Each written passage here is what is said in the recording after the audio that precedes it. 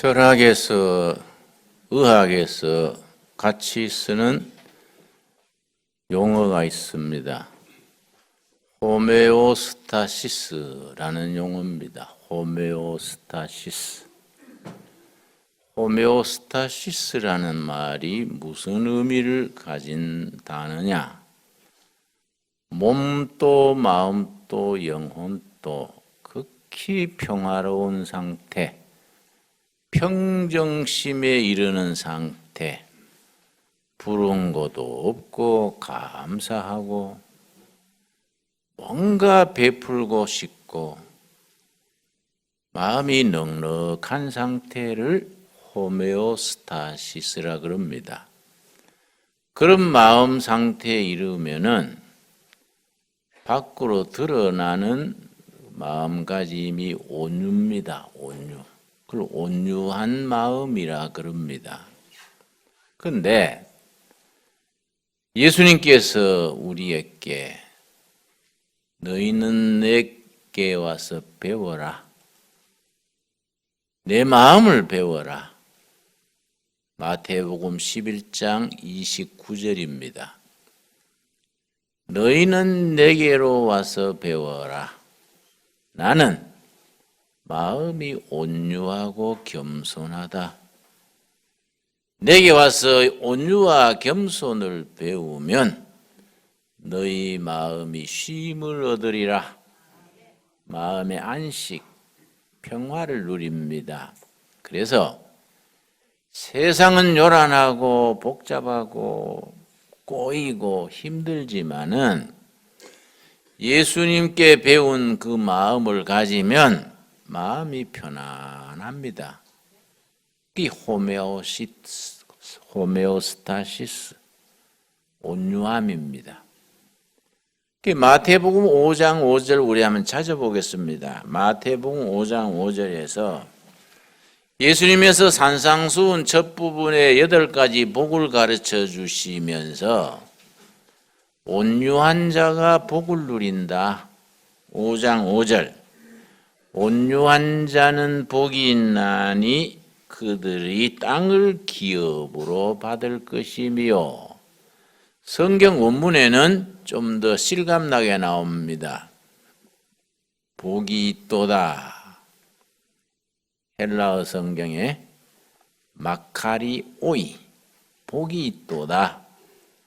마음이 온유한 자들이여 그들이 땅을 기업으로 받을 것이다. 마카리오이 복이 있도다. 마음이 온유한 자들이여 그들이 땅을 차지하게 된다. 땅의 주인이 된다. 미래의 주인이 된다. 여러 가지 우리가 영적 상상력을 가지고 해석할 수 있습니다. 자, 그러면 신앙적으로 말할 때에 이 온유란 말이 무슨 말이냐? 예수님께서 복이 있다. 마음이 온유한 사람. 그 사람은 복이 있다. 어떤 복이냐? 땅의 주인이 된다. 땅을 기업으로 받게 될 것이다 하셨는데 그 온유가 뭐이냐? 3가지 의미를 가집니다. 우리가 성경에 나오는 중요한 단어들에 대해서 그 단어가 가지는 영적인 의미를 잘 살펴서 우리 생활에 적용할 필요가 있습니다. 온유란 말은 성경적으로 3가지입니다. 3가지. 첫째는 자기에게 온유, 자기 자신에게 온유. 둘째는 이웃에게 온유, 인간관계의 온유입니다. 이웃이라는 것은 남편도 이웃이고 자식도 이웃이고 함께 교회 다니는 교인들도 다 이웃입니다. 인간관계에 있어서 온유입니다. 3번째 가장 중요한 온유가 하나님 앞에서 온유입니다. 자, 그러면 자기 자신에 대한 온유부터 생각해 봅시다. 우리가 예수님께서 온유를 배워서 우리 영혼이 마음이 쉼을 누린다, 안식을 누린다 그랬는데 자기 자신의 온유는 뭐냐? 마음이 불안하고 억울하고 뭔가 막 때려 부시고 싶고 나한테 못된 짓을 하는 사람에 대해서 막 퍼붓고 싶고 그런데 기도하는 거예요. 성령님, 온유한 마음을 주십시오. 예수님, 너희는 내게 와서 배워라. 온유와 겸손을 배워라. 그러면 너희 마음이 쉼을 얻는다 하셨습니다. 그런데 저는 온유가 잘 안 됩니다. 성령님, 예수님께 배우게 해 주십시오. 기도할 때에 화가 막 머리 끝까지 차오르는데도 그걸 자제할 수 있는 마음, 자기 자신을 다스리고 편안한 마음으로 이끌어 주십니다. 그게 온유입니다. 온유. 도저히 참을 수 없는데 참게 되는 마음의 경지. 이거는 절대 못 참겠다. 화가 머리 끝까지 올라서 막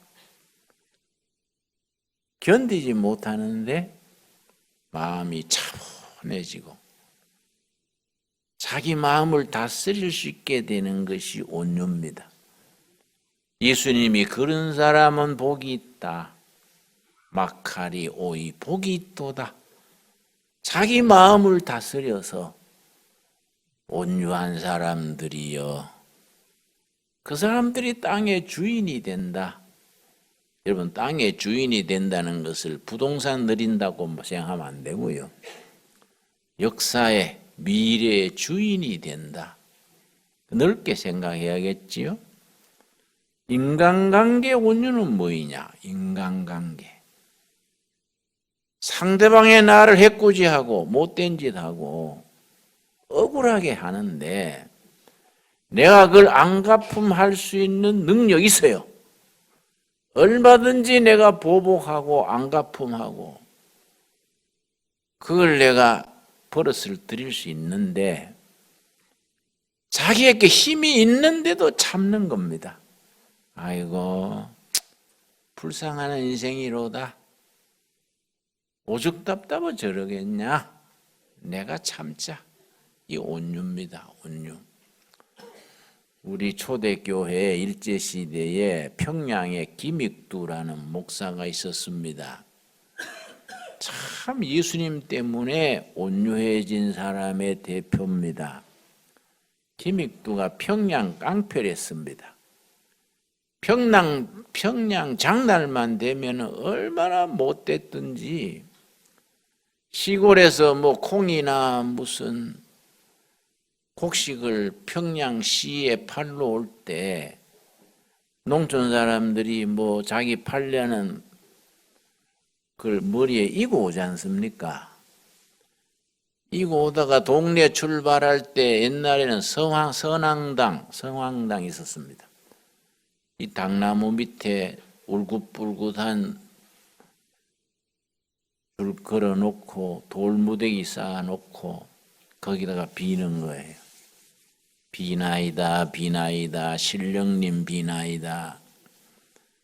그 떠날 때에 거기다가 돌 하나 얹고 아줌마들이 꼭 빌었다 그래요.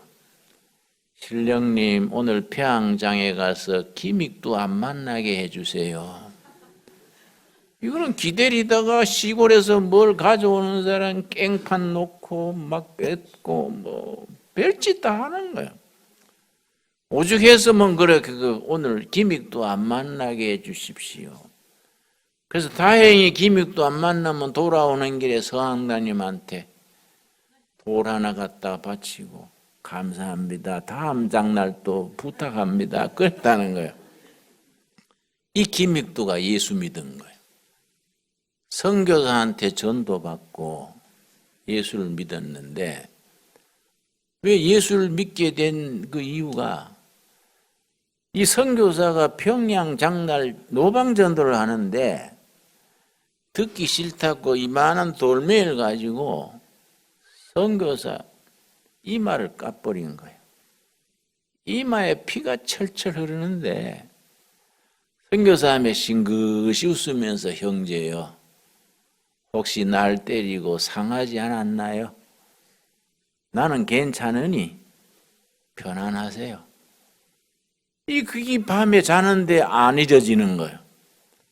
세상에 그런 천치인가 바본가 산신령인가 그런 사람이 어디 있냐 이야. 도망을 가든지 원망을 하든지 할 낀데 싱긋이 웃으면서 형제요, 내가 지금 뭐 사촌이나 되나? 어이씨, 잠이 안 오는 거야. 잠이. 이 뭔 인간이. 그래서 선교사를 찾아와 가지고 도대체 당신이 어떻게 된 기요? 그러니까 형제여, 하나님이 당신을 사랑하십니다. 예수님이 당신을 위해서 값을 다 치르고 죽었습니다. 당신 살 길은 예수 믿는 겁니다. 마음이 열린 거예요. 그러니까 은혜를 받고 신도가 됐는데, 그런 사람이 얘기하면요 철저해요. 완전히 온유한 사람이 돼가지고 평양 장날 사람들이 오면은, 여자들이 뭐 이거 오면은 그거 받아주고, 아이고 오늘 좋은 장사 되세요, 도와주는 거예요.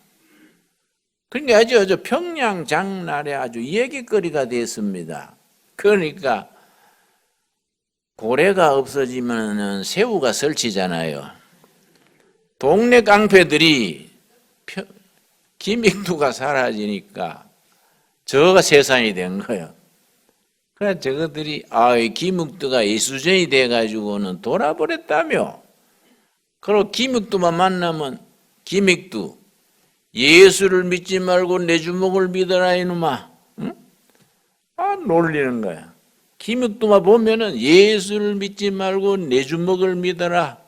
네가 예수 믿고 병신됐다면 따라다니면서 어떻게 약을 올리는지 참다 못해가지고 이 녀석은 그냥 두면 안 되겠다. 돌멩이 하나 쥐고서는 가가지고 돌멩이로 치려고 선교사 치듯이 치려고 들었다가 돌멩이를 놓으면서 한숨을 푹 쉬면서, 야 인마, 예수는 내가 믿고 복은 네가 받았다. 응? 온유해진 거예요. 온유해지는 거예요. 그게 나중에 목사가 돼서 아주 참 성령 역사를 크게 일으켰습니다. 유명한 김익두 목사입니다. 강팍한 심령이 복음이 들어가면 온유해지는 거예요.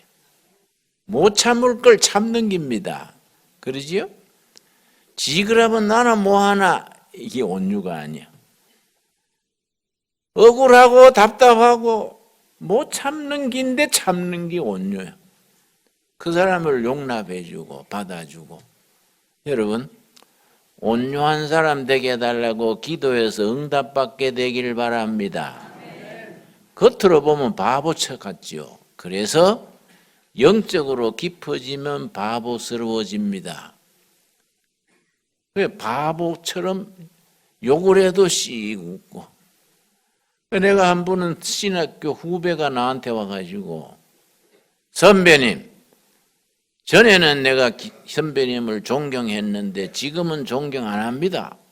그러고 내 뭐 이렇게 허물을 이것저것 들춰내길래 내가 하도 가짜나서 웃으면서, 그래, 나도 그런 점도 있지. 그러다 좋은 점도 있고, 사람이 밤이 있고 낮이 있고 겨울이 있고 여름이 있는 거이지 뭐 그렇게 나한테 와서 일부러 갈 건 없네 이 사람아. 내가 뭐 받아들여 줬지요. 한 20일 뒤에 다시 왔어요. 선배님, 지난번에 참 죄송합니다. 왜 죄송한데? 아니 후배가 그렇게 버릇없이 가는데도 화를 안 내고 받아들여 줘서 고맙습니다. 사과합니다. 그래서 갑자기 왜 찾아서 와서 그러나? 응? 자기가 집에 가서 자기 사모한테, 아내한테 얘기했대요. 내가 김진호 목사한테 오늘 가사가 이런 말 했더니 그 선배님이 씩 웃고, 응? 나도 좋은 점이 있어 그러고 말더라 했더니 그 부인이요, 당신 당장 가서 사과해야 된다. 당신 뭐 발치도 못 따라가면서 그런 말 뭐 하고 다니노? 부끄럽지도 않냐? 새아버지 아내 말이 맞더래요. 그래 사과하러 왔대요. 그래 내가 딱 한마디 했습니다. 자네는 처복이 있어. 온유란 게 뭐 온유. 산호라면은 못 참을 게 많지요. 뭐 인간관계 뭐 열받을 때가 많지 않습니까?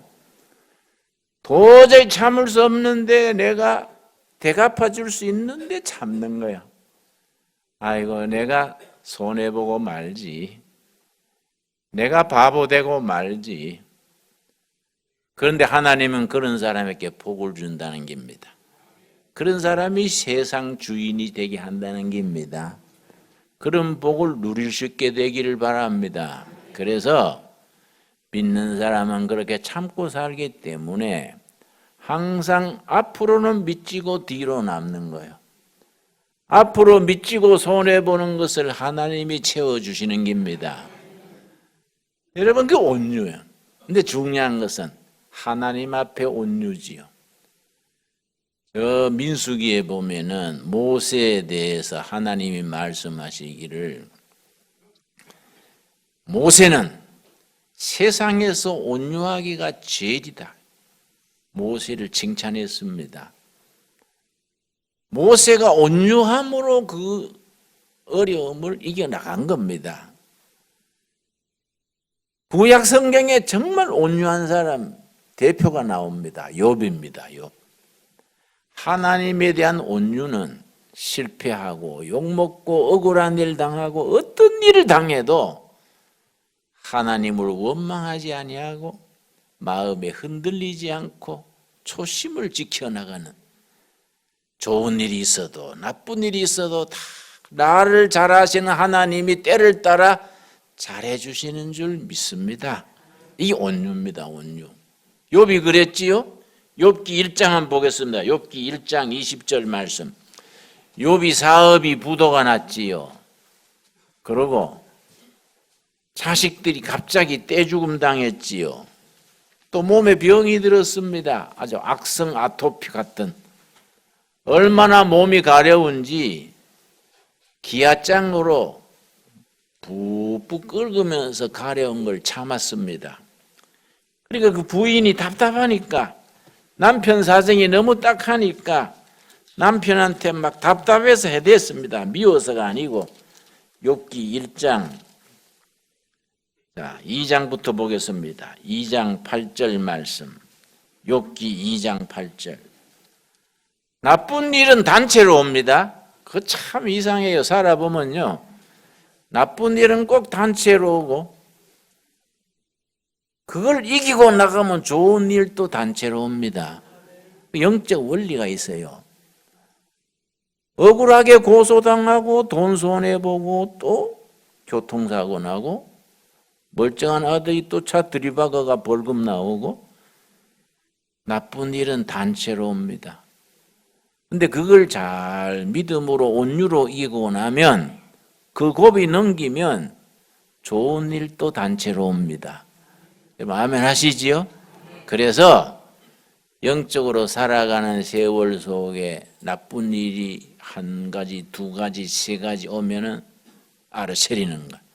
하나님, 이 고비 온유함으로 넘기면은 좋은 일도 단체로 올 줄 믿습니다.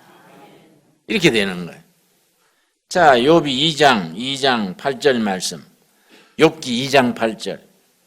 욥이 제 가운데 앉아서 질그릇 조각을 가져다가 몸을 끓고 있더니 그의 아내가 그에게 이르되 당신이 그래도 자기의 온전함을 굳게 지키느냐?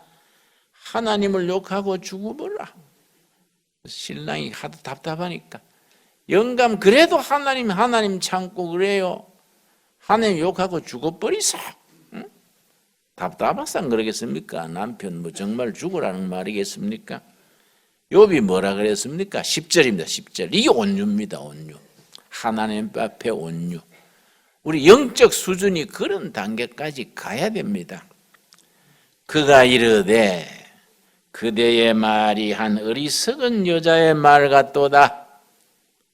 우리가 하나님께 복을 받았은즉 화도 받지 아니하겠느냐 하고 이 모든 일에 욥이 입술로 범죄하지 아니하니라. 하나님이 좋은 세월 주셨는데 나쁜 일도 주시지 않겠느냐? 병 나게 하시는 분도 하나님이시고 낫게 하시는 분도 하나님이시고 그 입으로 하나님을 원망하지 않았다는 겁니다. 이 하나님에 대한 온유요. 어떤 경우에도 입으로 하나님, 마음으로 하나님을 원망하고 받은 은혜 쏟아버리지 않는 겁니다. 1장에 같은 말입니다. 1장 20절 말씀. 1장 20절 말씀. 자, 사업이 부도가 나버리고 미국 사람들은 그걸 뱅크럽시 그래요. 뱅크럽시. 부도 나버리고 자식들이 떼죽음 당하고 몸에 몹쓸 병을 얻었는데 1장 20절 욥이 일어나 겉옷을 찢고 머리털을 밀고 땅에 엎드려 예배하며 이르되 내가 모태에서 알몸으로 나싸운 적 또한 알몸이 그리로 돌아가올지라 주신 이도 여호와시오 거두신 이도 여호와시오니 여호와의 이름이 찬송을 받으실지니이다 하고 22절 같이 읽읍시다.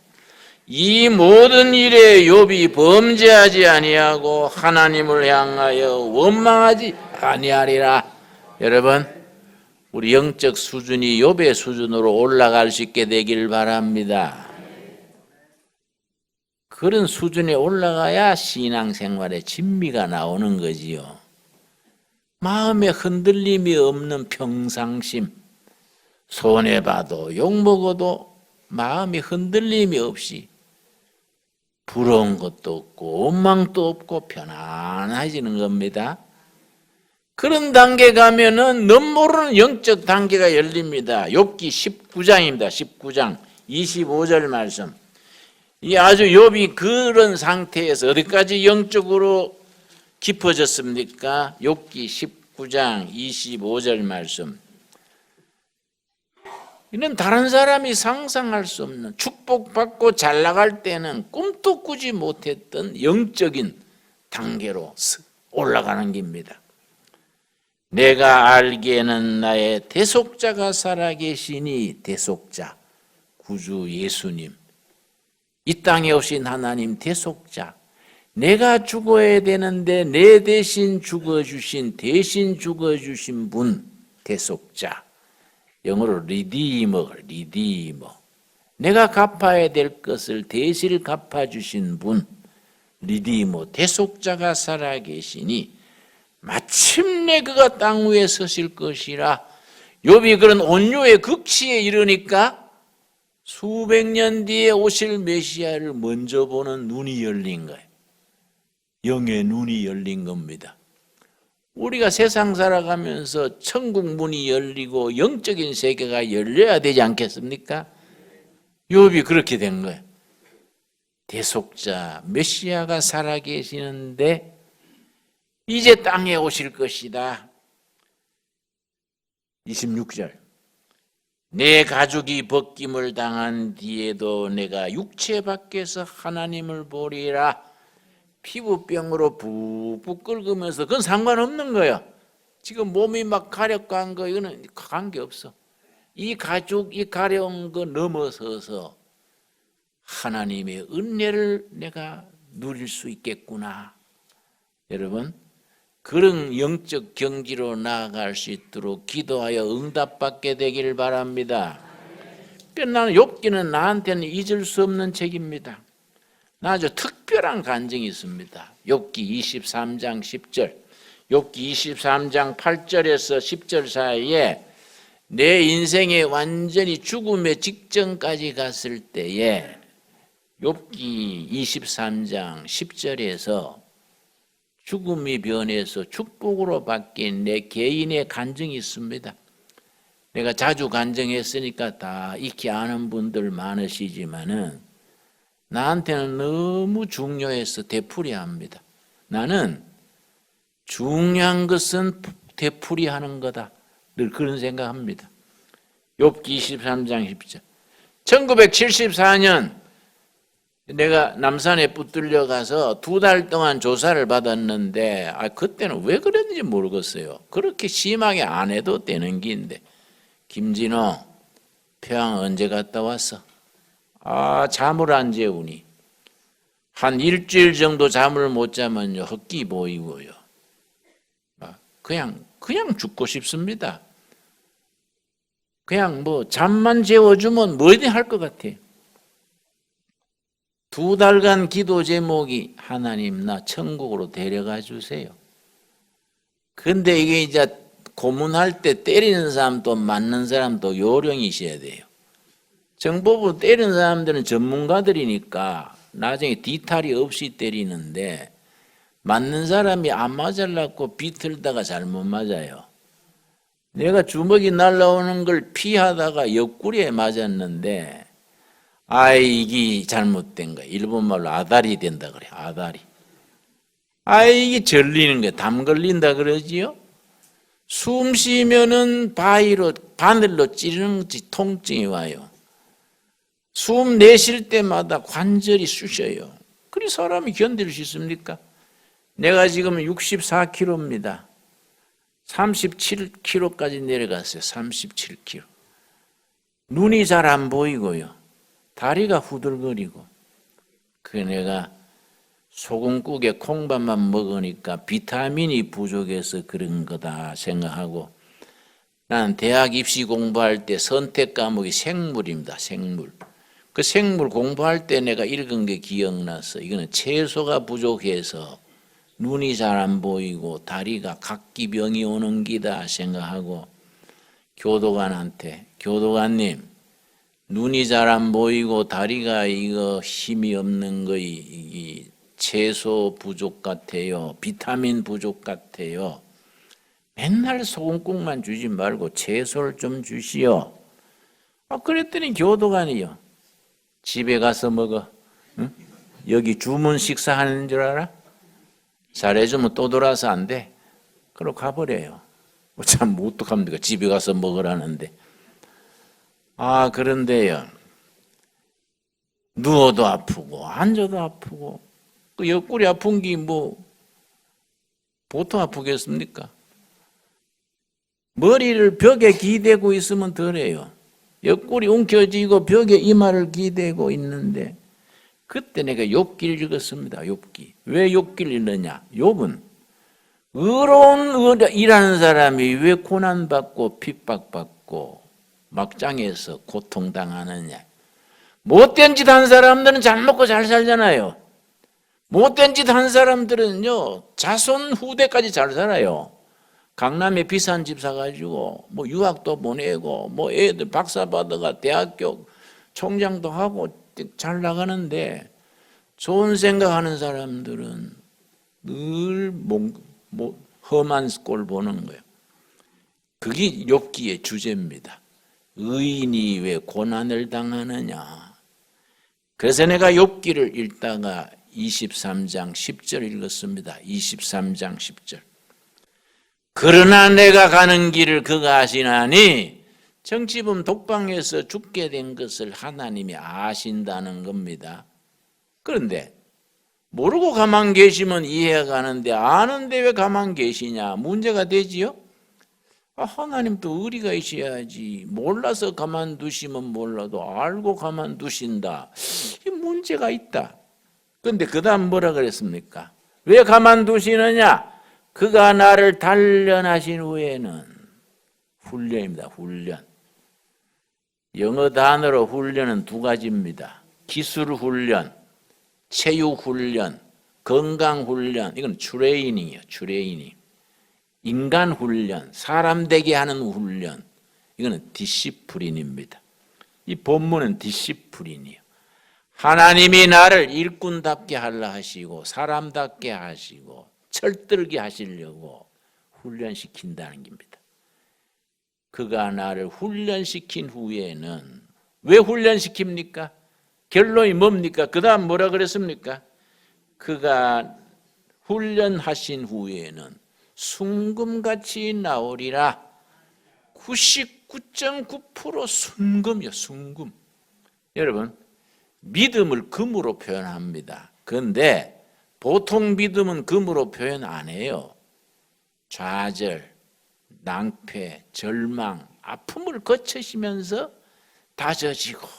다져진 믿음을 금 같은 믿음 그래요. 아픔과 좌절과 억울하고 실패, 욕먹고 왕따당하고 그 과정을 거치면서 다져진 99.9% 순금 같은 믿음. 뭔가 영적으로 쓸 데가 있고 교회를 위해 사회를 위해 뭔가 쓸모가 있게 하려고 하나님이 다지는 거예요. 그때는 아프지요.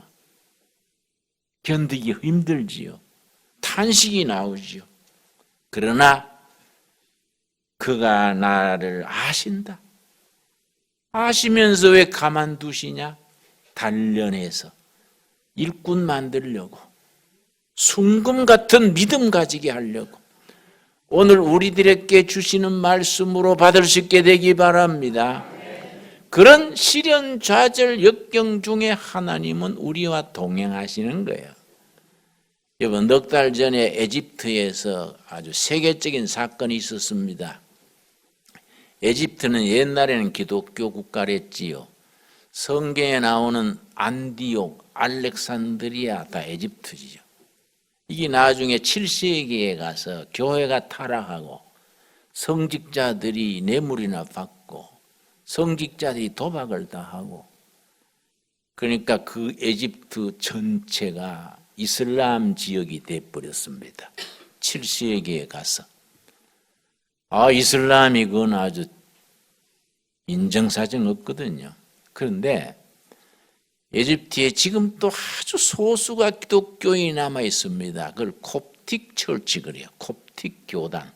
아주 적은 숫자가 그 핍박 중에 믿음을 지키고 지내는데 콥틱 신도 처녀 한 사람이 이슬람 총각한테 시집을 가세요. 그 남편 모를 때, 안 볼 때 성경 읽고 숨겨놓고 성경 읽고 신앙을 지켰는데 딸이 8살, 1살, 딸 둘 낳았어요. 남편이 없을 때 성경 읽었는데 넉 달 전에 자기가 성경 읽다가 성경에 빠져서 남편 오는 줄 몰랐어요. 남편이 와보니까 아내가 성경 읽고 있으니까 그 자리에 칼로 찔러 죽였습니다. 그러고 8살, 1살, 2딸도 이거는 같은 거는 그것하고 그 공동묘지 곁에 가서 땅을 파고요. 죽은 아내하고 산 딸 둘을 같이 묻었어요. 이슬람 교도들이 무지막지합니다. 나는 우리나라의 그 제주도에 이슬람 피난민들이 몇백 명 온다는 걸 정부에서 그거 하는 건 나는 반대해요. 그 사람들의 위장된 사람들이 많습니다. 그 이슬람 받아들이는 거는요, 정신 바짝 차려야 됩니다. 그런데 15일 뒤에 동네 초상에 나가지고 공동묘지에 묻으러 갔는데 땅 속에서 애기 발이 나온 거, 발이 밖에 나와 있는 거예요. 그 사람들이 파보니까 8살짜리, 1살짜리 딸 둘을 파냈는데 파냈더니 살아있는 거예요. 15일 만에. 그래서 에집트 사회가 발칵했지요. 어떻게 15일간 살아있습니까? 땅 속에서. 그래서 에집트 국영방송, 우리말하면 KBS예요. 국영방송에서 여자 아나운서가 와가지고 인터뷰를 했어요. 네가 15일 동안 땅 속에 있을 때 무슨 일이 있었니? 8살짜리가요. 흰 옷 입은 분이 오셔가지고 양손에 못자국이 있고요. 우리 어머니한테 그랬어요.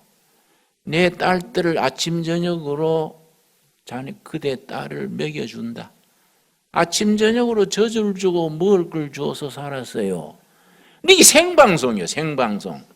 녹화 같으면 지워버리면 되는데 생방송으로 나가니까 그냥 나가버린 거예요.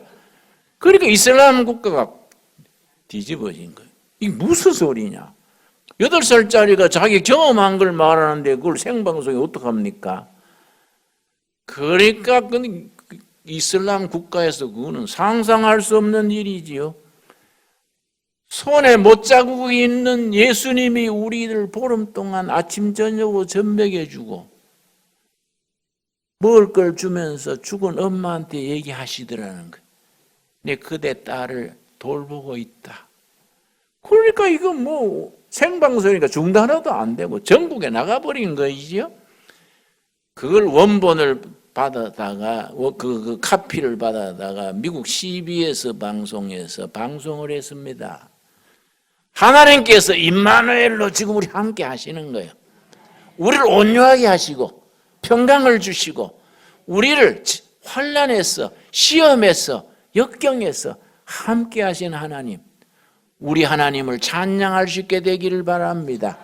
그 하나님이 우리 주인 되는 것을 감사할 수 있게 되기 바랍니다. 기도하겠습니다. 주님 은혜를 감사드립니다. 임마누엘 주님이 우리를 동행하셔서 온유하게 하시고 겸손하게 하시고 하늘의 평강을 누리게 하셔서 감사드립니다. 우리 가는 길을 주께서 아시나니 우리를 영적으로 인간적으로 가정적으로 경제적으로 훈련하신 뒤에 순금 같은 믿음 99.9% 정금 같은 믿음의 사람으로 세우시는 줄 믿습니다. 어떤 시련 아픔 좌절에도 낙심치 말게 하시고 우리 기도 제목이 응답받기 전에 포기하는 죄를 짓지 말게 하시며 우리 동행하신 하나님 손길 잡고 승리하게 하여 주시옵소서. 예수님 이름 받들어 기도드려 사옵나이다. 아멘.